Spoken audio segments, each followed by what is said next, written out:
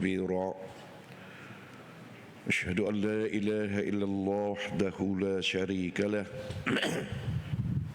وأشهد أن محمدا عبده ورسوله اللهم صل وسلم وبارك على سيدنا محمد وعلى آله وأصحابه أجمعين أما بعد.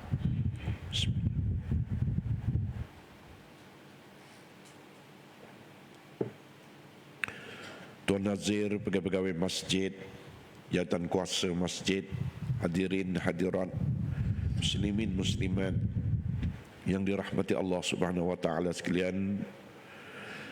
Pertama saya mohon maaf suara saya rock hari ini, sesama juga ya. Semalam nikahkan anak saudara saya di sini, Imam Naudi, memang dalam keadaan uzur ya. Dan mudah-mudahan cepat sembuhlah beliau ya. Kesempatan kita sekarang ni berada pada tanggal 19 ya, Syawal. Kesempatan dengan ini masih lagi dalam bulan Syawal. Saya dari ujung rambut sehingga ujung kaki, sekiranya ada salah dan silap saya mohon maaflah pada kalian semua. Kemungkinan ada tersasul bahasa ke, kelakuan ke, termakan, terminum, minta halal ya. Mudah-mudahan Allah Ta'ala menerima segala amal ibadah kita pada Ramadan yang lepas, dan kerinduan kita kepada Ramadan, insya-Allah tahniah ya kepada yang telah selesai berpuasa 6 Syawal, dan yang masih dalam perjalanan juga diucapkan tahniah ya, kerana tuan-tuan puan-puan membetuli sunnah baginda sallallahu alaihi wasallam ya. Apapun kita mohon segala amal ibadah kita itu biar terus konsisten ya. Momentum Ramadan itu terus kita hidupkan dengan berjamaah, majlis ilmu, baca Quran, berzikir, istighfar, bersolawat, infak ya, membelanjakan harta pada jalan Allah, amalkan ya, solat-solat sunat, puasa-puasa sunat. Itu sebagai momentum daripada tarbiyah Ramadan untuk kita bawa ke bulan-bulan yang lain ya, tuan-tuan dan puan-puan sekalian.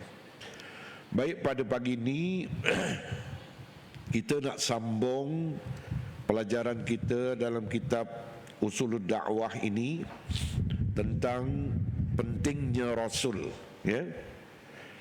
Hikmah yang terkandung dalam pengutusan Rasul itu kepada umat manusia ya, bukan Rasul saja, para Rusul. Sebab apabila disebut Rusul ini dijamak daripada Rasulun ya. Hikmahnya apa apabila diutuskan para Rusul ini ya, yakni Allah Subhanahu wa taala Tuhan yang sebenarnya yang wajib disembah. Tidak ada Tuhan selain Allah. Maka sebagai kelazimannya, dialah sendiri yang mengatur seluruh makhluknya itu, yang menjamin segala kepentingan serta memberikan petunjuk kepada kebahagiaan dengan perantaraan perintah dan larangannya yang diturunkan ya, kepada para Rasul atau para Rusul ini ya, kemudian disampaikan kepada umatnya. Itu peranan para Rusul. Dia nak mengajar, menjadi contoh kepada manusia bagaimana nak mengenali Allah Subhanahu wa taala, kemudian menyembah Allah. Kemudian ya, kalau Rasul sallallahu alaihi wasallam nak mengajar kita memahami Al-Quran ya, nak mendidik kita hidup di dunia ini, mesti berpandukan kepada Al-Quran dan Sunnah untuk mencapai kebahagiaan di dunia maupun di akhirat sana. Tidak disangsikan bahawa manusia itu bukan hanya berhajat kepada makanan untuk memelihara kesihatan tubuh badan, ya, bahkan juga manusia itu berhajat kepada sesuatu yang dapat memenuhi rohani dia, ya. Ini nature manusia ni, keperluan rohani penting, keperluan jasmani penting, ya, keperluan yang dikatakan spiritual dan fizikal, ya, kedua-duanya itu adalah penting, ya. Suatu hajat yang membezakan dia dengan makhluk-makhluk yang lain, ya. Sebab kita manusia, zahir dan batin kedua-duanya penting. Jadi dengan bimbingan dan petunjuk manusia akan sampai ke tahap ataupun ke darjat kesempurnaan yang sesuai dengan, ya, semula jadinya sebagai manusia. Kerana itu yang terpenting bagi manusia itu berusaha untuk sampai ke darjat kesempurnaan dan sampai ke puncak kebahagiaan yang mungkin dapat dicapai oleh manusia berdasarkan kemampuan dan kesanggupan yang ada pada manusia itu sendiri, ialah mengenal Allah sebagai pencipta, sebagai pengatur yang telah meletakkan dan membentangkan jalan yang sempurna yang ditunjuki oleh Al-Quran itu, yang disampaikan melalui Rasul, ya, tersebut. Kalau kita Rasulullah sallallahu alaihi wasallam, kalau umat-umat terdahulu melalui para rasul masing-masing, ya, untuk membimbing manusia. Tidak ada jalan lain melainkan berdasarkan panduan daripada Allah Subhanahu wa taala yang telah memberikan nabi kita kitab, walladzi arsala rasulahu bil huda wa dinil haqq liyuzhirahu 'ala ad-dini kullih walau karihal musyrikun. Dialah Allah yang telah mengutuskan rasulnya dibekalkan dengan Al-Quran. Sebab kalau kita tengok dalam ayat ini, bil huda, al-huda ini maknanya adalah Quran itu sendiri yang menjadi petunjuk, ya, wa dinil haq, dan Islam agama yang sebenarnya, ya, itu yang dibekalkan kepada Rasul sallallahu alaihi wasallam untuk membimbing manusia sejagat, ya, agar memartabatkan dan meninggikan Islam paling tinggi, ya, berbanding ajaran, akidah, kepercayaan, idealisme yang lain-lain, walaupun dibenci oleh orang-orang yang menyekutukan Allah Subhanahu wa taala. Itu sebab itu Allah taala bekalkan Rasul ini dengan kitab Al-Quran, ya, untuk membimbing manusia. Dan kemudian, ya, apa yang disebutkan lagi, maka dengan ketentuan Allah, ya, dan rahmatnya kepada manusia, diutusnya seorang Rasul kepada setiap umat, ya. Walaqad ba'asna fi kulli ummatin rasula an i'budullah wajtanibut taghut. Demi Allah, sesungguhnya kami mengutuskan untuk tiap-tiap umat itu seorang rasul. Fi kulli ummah, seorang rasul diutus mengajak manusia untuk apa? U'budullah, mengabdikan diri kepada Allah Subhanahu wa taala. Wajtanibut taghut, dan menjauhkan manusia daripada, ya, menyembah Tuhan-Tuhan selain Allah. Tuhan-Tuhan ini sama ada di berupa yang dibentuk oleh tangan-tangan manusia atau yang gaib, ya, jin ke apa ke yang disembah, termasuk juga yang mengikut nafsu, ya, itu juga taghut, ya. Sebab itu diminta wajtanibut taghut, dan diminta supaya menjauhkan, ya, diri daripada sembahan selain Allah, tu maksud taghut. Syariat selain Islam, ya, akidah selain akidah Islamiyah, semuanya itu taghut yang diminta supaya kita jauh daripada perkara-perkara taghut itu, ya. Kemudian Rasul itu diangkat dari umat itu sendiri, berbicara dengan bahasa mereka sendiri, ya. Maksudnya kalau kita ni umat Muhammad dengan bahasa Arab, tetapi termasuk umat Muhammad yang bukan Arab, yang ajam juga. Kerana kita boleh, sekiranya kita belajar elok, kita memahami Quran dan kita faham bahasa Quran. Sebab itu kita boleh membaca Quran dan kita kena mempelajari Quran agar kesempurnaan Islam yang kita anuti itu, ya, sempurna dan semakin kukuh akidah, syariat dan akhlak kita. Itu yang dimaksudkan begitu.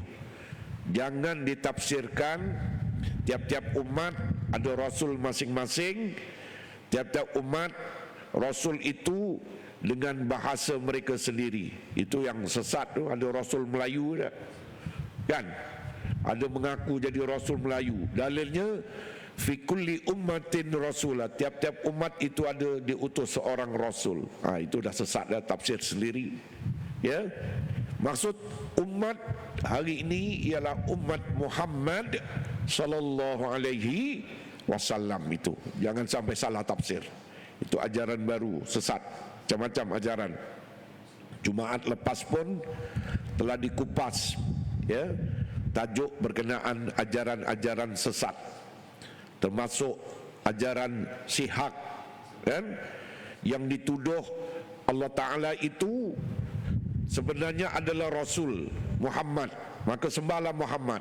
Dia kata Allah menyelinap masuk dalam tubuh Muhammad. Itu kesesatan yang nyata lagi jelas, ya. Macam-macam orang tak mengaji, tak belajar, kadang-kadang mudah terpedaya dengan ajaran-ajaran baru. Jadi tak usah kita tafsir salah. Yang dikatakan untuk tiap-tiap umat ada seorang Rasul, maksudnya umat Muhammad, ya, dengan bahasa mereka, umat Nabi dengan bahasa Arab yang kita walaupun ajam mampu mempelajari bahasa Arab dan mampu faham, ya.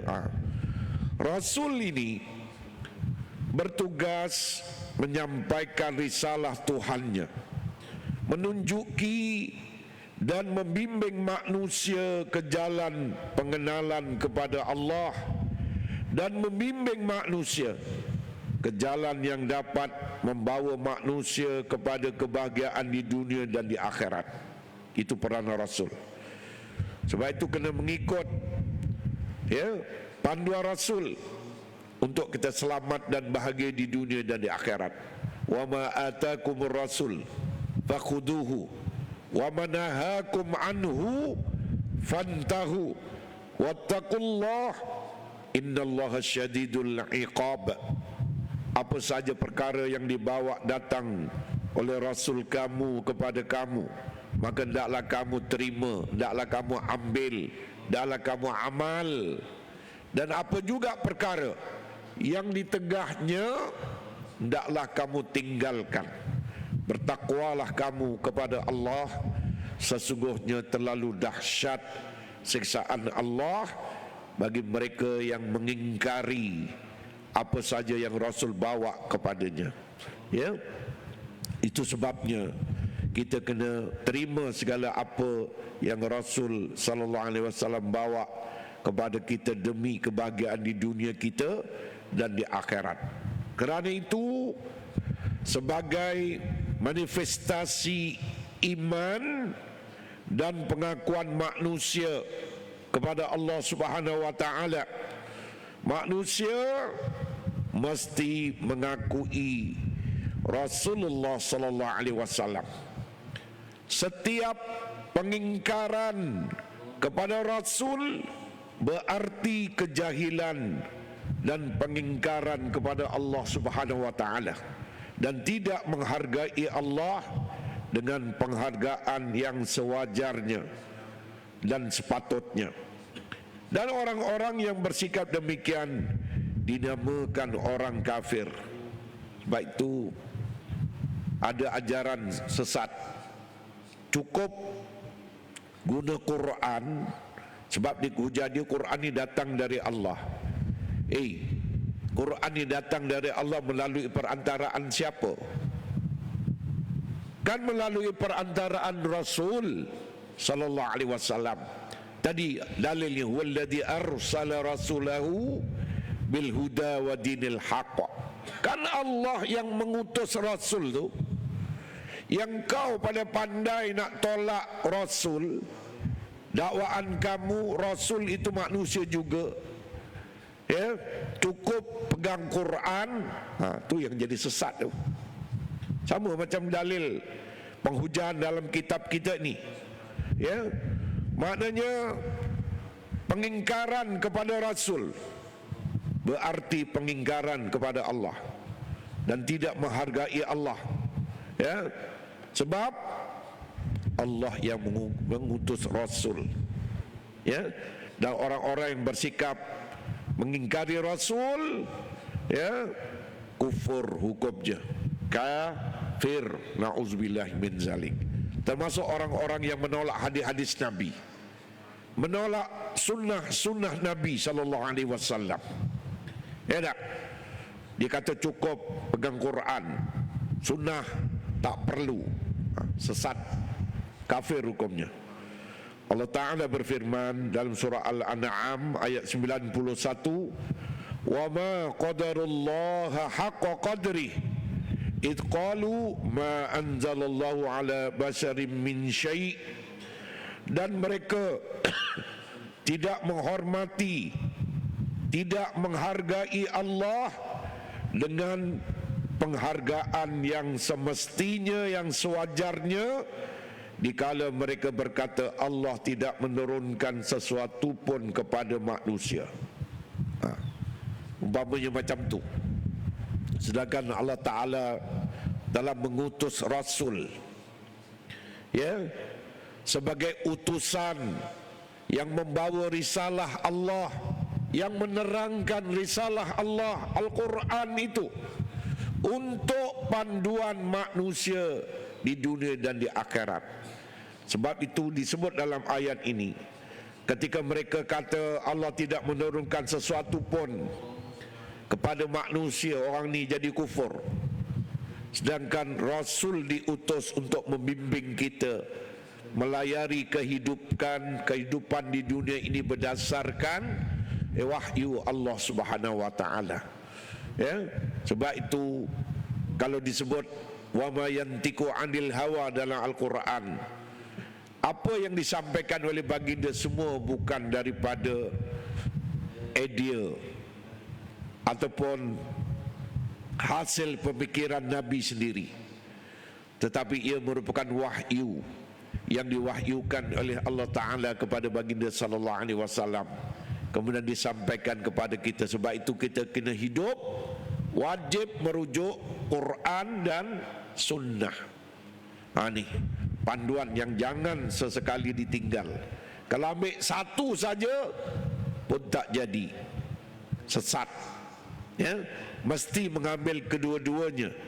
Sebab itu kalau kita operate Al-Quran, di dalamnya mengandungi sunnah baginda sallallahu alaihi wasallam, ya. Sebab itu kadang-kadang manusia ni duk bercakap gunakan akal, buat kajian gunakan akal, bukan berpandukan wahyu. Habislah, rosak, binasa, ya, kerana akal manusia itu sangat cetek, malah dipengaruhi oleh syaitan, ya, oleh nafsu, ya. Sebab itu dia jadi sesat. Itu yang macam-macam ajaran timbul akhir zaman ini, ya. Kalau kita meneliti khutbah Jumaat yang lepas, kalau tuan-tuan menghayatinya, paham macam-macam ajaran, ya. Ini semua kerana kejahilan, kerana kedangkalan mereka memahami Islam berdasarkan wahyu Allah Subhanahu wa taala. Itu yang jadi macam tu, ya. Tafsir sendiri Islam itu akhirnya membawa kesesatan, ya. Tu. Kemudian tajuk risalah penutup, Allah Subhanahu wa taala telah menutup risalah para rasul ini dengan risalah Islam yang diwahyukan kepada Nabi Muhammad sallallahu alaihi wasallam. Khatamun nabiyyin, penyudah segala nabi, ya. Jangan ada yang mengaku jadi nabi selepas Nabi Muhammad sallallahu alaihi wasallam macam Nabi Melayu tu tadi. Kan? Sekarang, ya, macam-macam ngaku. Bukan pelik. Zaman Saidina Abu Bakar sebagai khalifah yang pertama pun setelah kewafatan baginda sallallahu alaihi wasallam, ya, dah muncul nabi-nabi palsu di beberapa buah tempat. Kalau kita merujuk kepada, ya, kitab sirah, selain daripada Musallamatul Kadzab yang ngaku jadi nabi, ada 2-3 orang lagi di tempat-tempat lain ngaku jadi nabi. Itu zaman selepas kewafatan Rasulullah sallallahu alaihi wasallam. Tak pelik kalau zaman semakin tua, semakin jauh daripada Nabi sallallahu alaihi wasallam, ada yang ngaku jadi Nabi Melayu, ada yang mengaku jadi Tuhan langit, ada yang mengaku dah keliling alam ini, tengok alam barzah, tengok neraka, surga, macam-macam pahaman. Hebatnya dia, ya, dia boleh jalan-jalan, terbang ke apa ke, wallahu alam. Pahaman yang pelik-pelik berlaku. Sebab itu dari sudut pahaman agama sesat yang diputar belit, yang dimanipulasikan. Islam itu menjadi ikut selera nafsu dan akal tanpa panduan wahyu, itu yang jadi sesat. Tanpa panduan sunnah, itu yang jadi sesat, ya. Sebab itu kita ni, itu dari sudut ajaran, dari sudut idealisme pun mencabar Islam juga. Sebab idealisme ni pemikiran, kalau ini ajaran. Idealisme ni dari bentuk pemikiran, ya. Contohnya liberal, cara berfikir liberal. Liberal ni kadang-kadang Islam boleh, imam boleh, nyanyi boleh, joget boleh, ya, tanpa batas, salam dengan perempuan boleh. Kemudian nak luluskan apa yang dikatakan projek-projek yang bertentangan dengan Islam boleh, ya. Ataupun pendek kata liberal ni semua boleh. Yang maksiat pun boleh, yang Islam pun boleh. Tak ada satu pegangan yang kuat seperti Islam, akidah Islam, syariat Islam ni, ya. Kalau orang pegang kuat, dia tidak akan pernah terjerumus melakukan maksiat-maksiat, kebebasan sehingga melanggar batas-batas akidah dan syariat. Dia takkan buat. Itu maknanya orang yang berpegang dengan akidah Islam. Tapi kalau kita hidup bebas, semua serba boleh, itu maknanya gaya hidup liberal, ya. Tak ada batasan atau had-had syarak, dia bebas langgar macam tu, ya. Yang ini yang kita kena teliti molek. Adakah kita menjadi orang yang tanpa pegangan, bebas macam tu, ataupun kita di antara orang alhamdulillah yang ada prinsip, ada pegangan akidah, syariat dan akhlak kita. Itu yang dikehendaki, bukan bebas macam tu, ya. Sebab itu Nabi SAW ini diutus untuk membimbing kita mengenali kehidupan dan kebahagiaan di dunia ini tadi. Sebab itu selepas Nabi Muhammad SAW tak ada lagi nabi-nabi lain, rasul-rasul lain yang membawa ajaran atau pahaman macam di Indonesia tak? Pakai serban, pakai jubah, kok boleh mengajar kepada anak-anak muridnya tukar-tukar bini? Bagus macam itu ya, tukar-tukar bini ya. Na'udzubillah min zalik. Dah, orang bawahan ni biasa mengikut tok guru dia.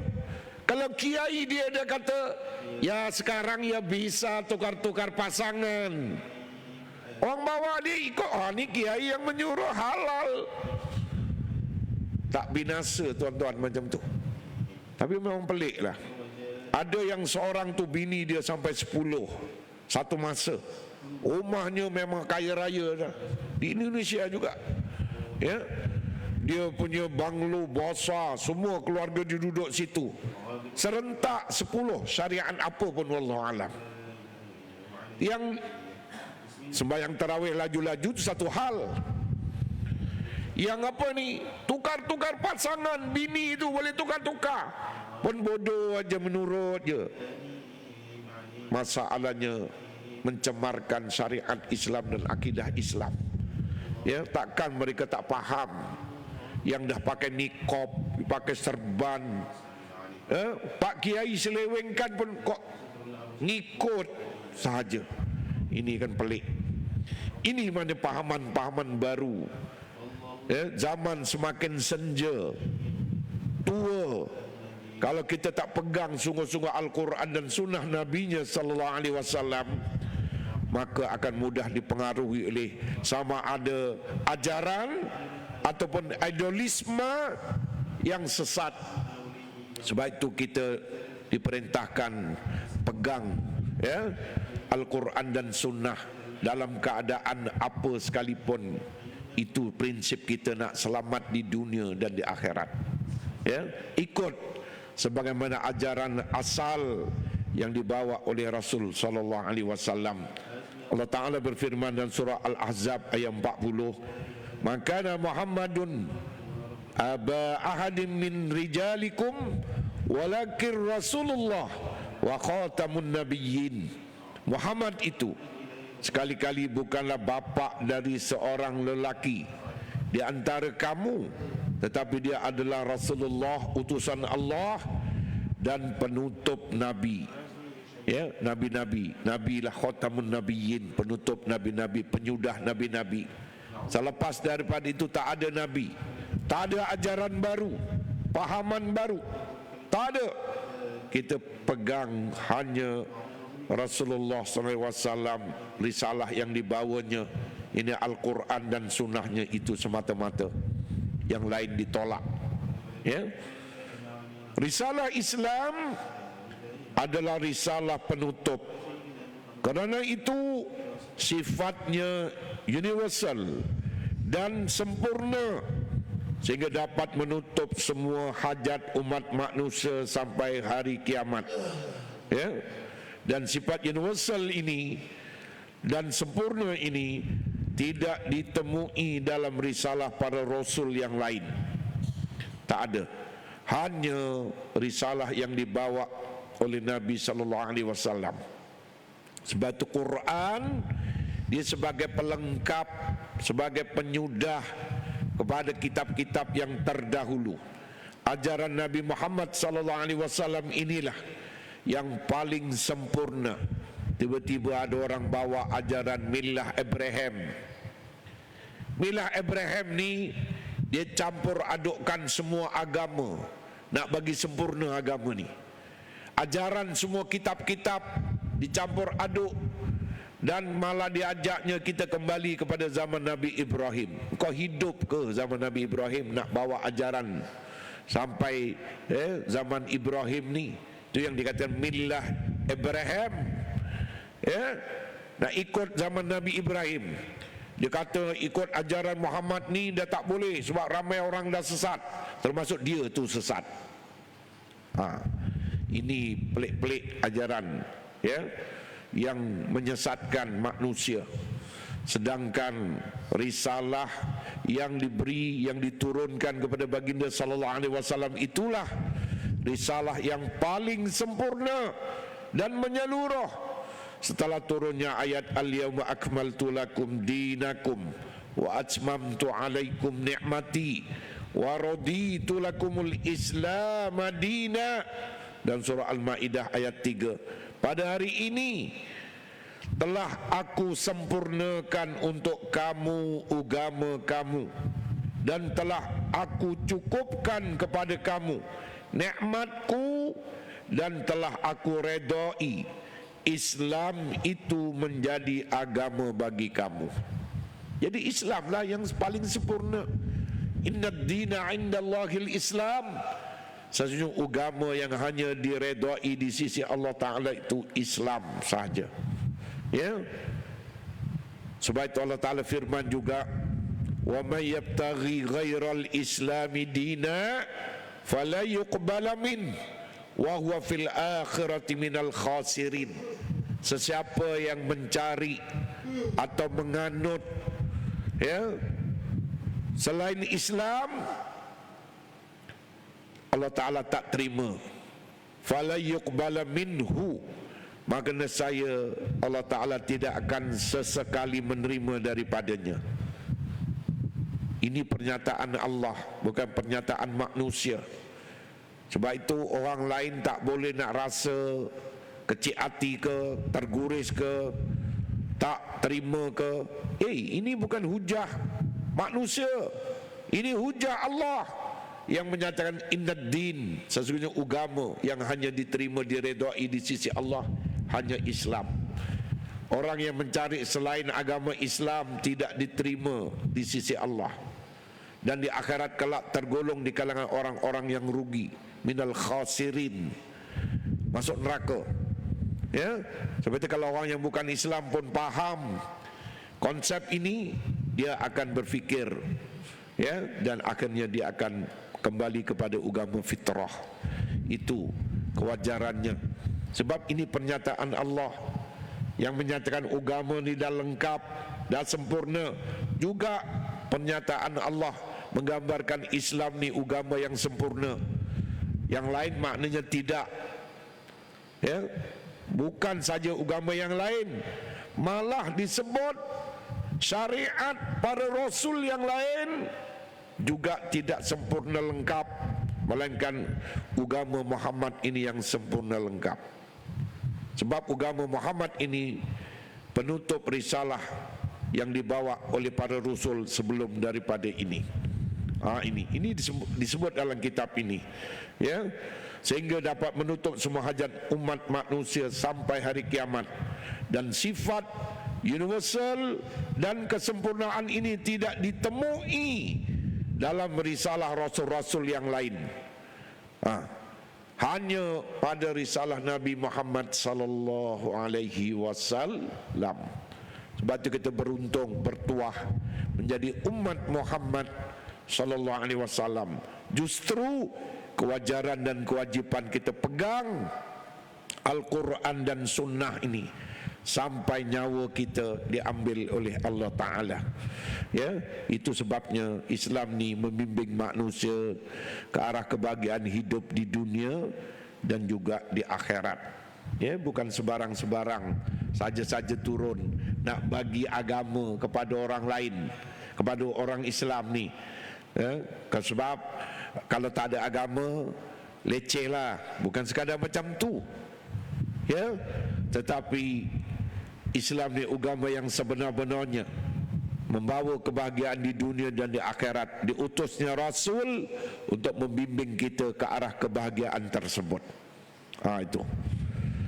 Kemudian bukti kenabian Muhammad sallallahu alaihi wasallam, ya, telah diutarakan, ya, bahawa pengutusan para rasul itu adalah merupakan hak Allah Subhanahu wa ta'ala, kerana dia adalah Tuhan yang wajib disembah. Sebab itu pengutusan Rasul itu ialah untuk mengajak sekalian manusia menyembah dan mengabdikan diri kepada Allah. U'budullah malakum min ilahin ghairuh.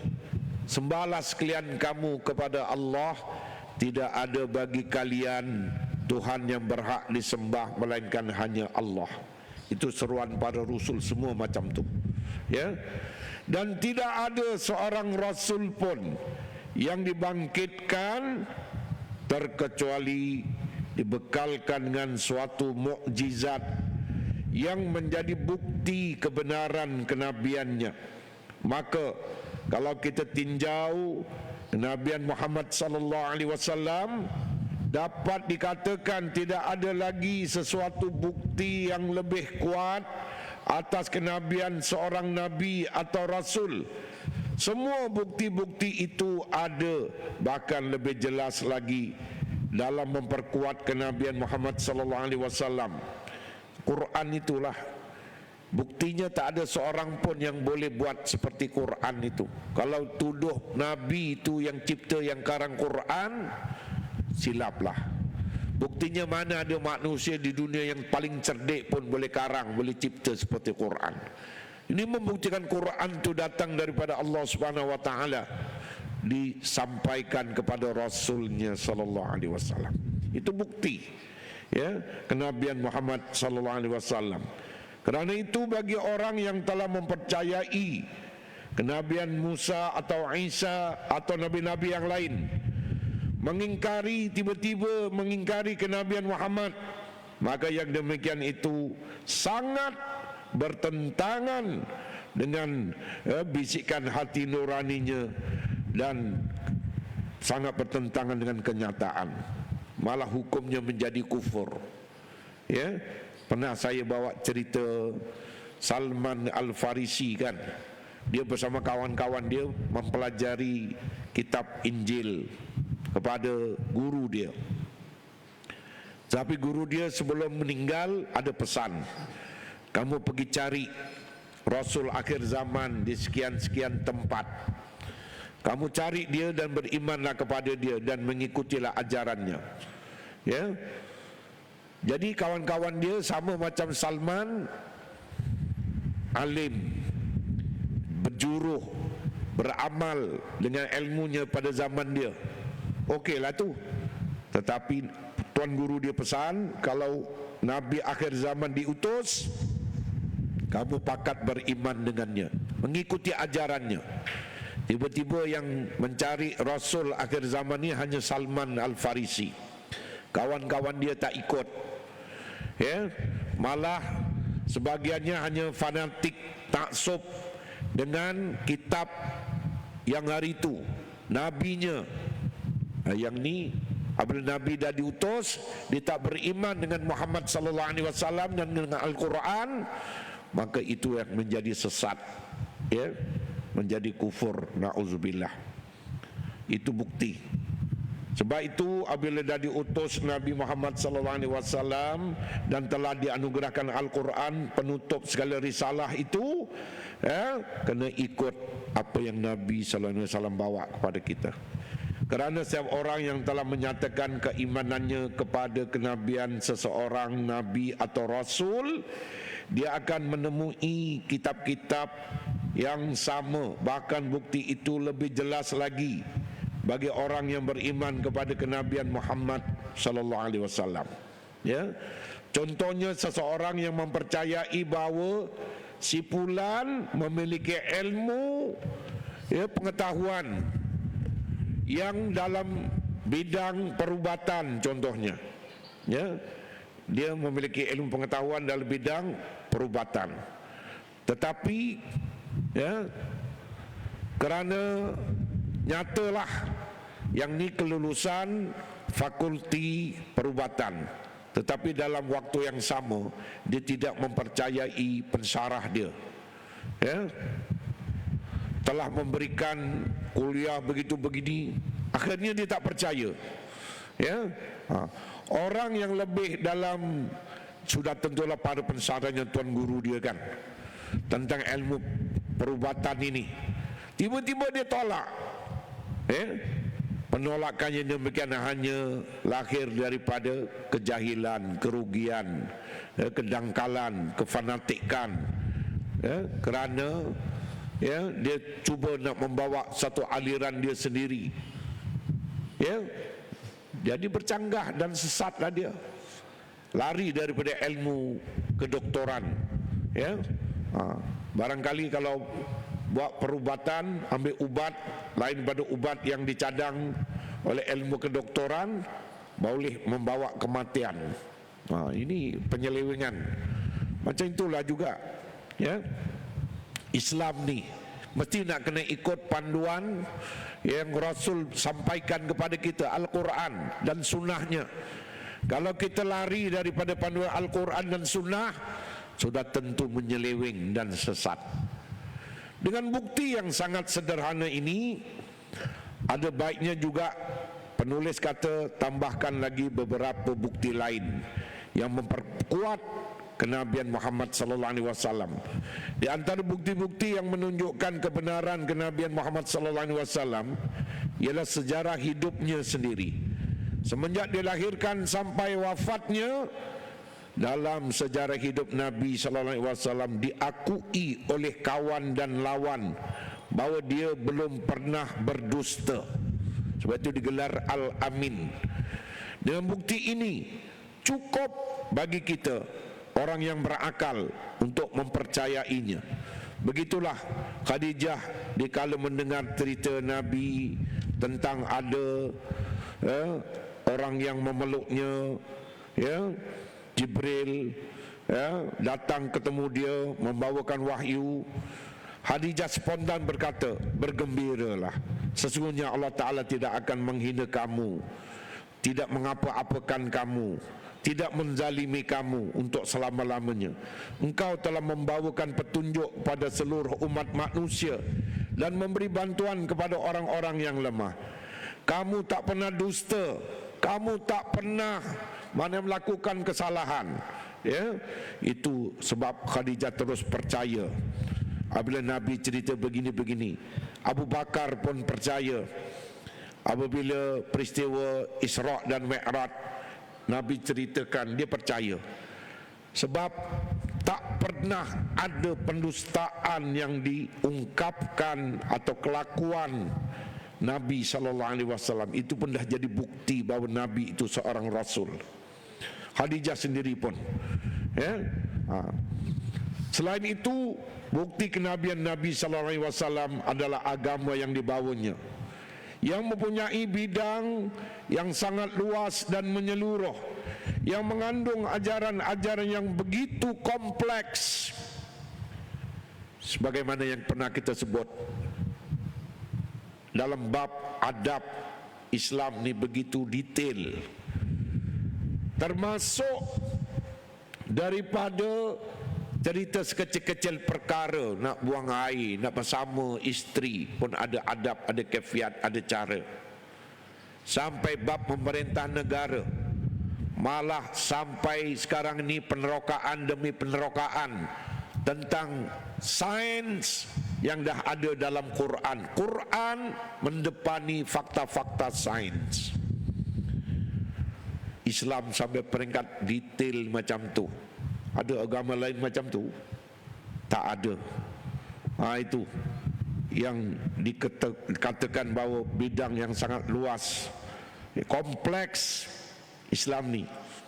Mustahil lah kalau ajaran itu berasal dari seorang yang buta huruf, ummi, yang hidup di tengah-tengah masyarakat Arab yang buta huruf juga.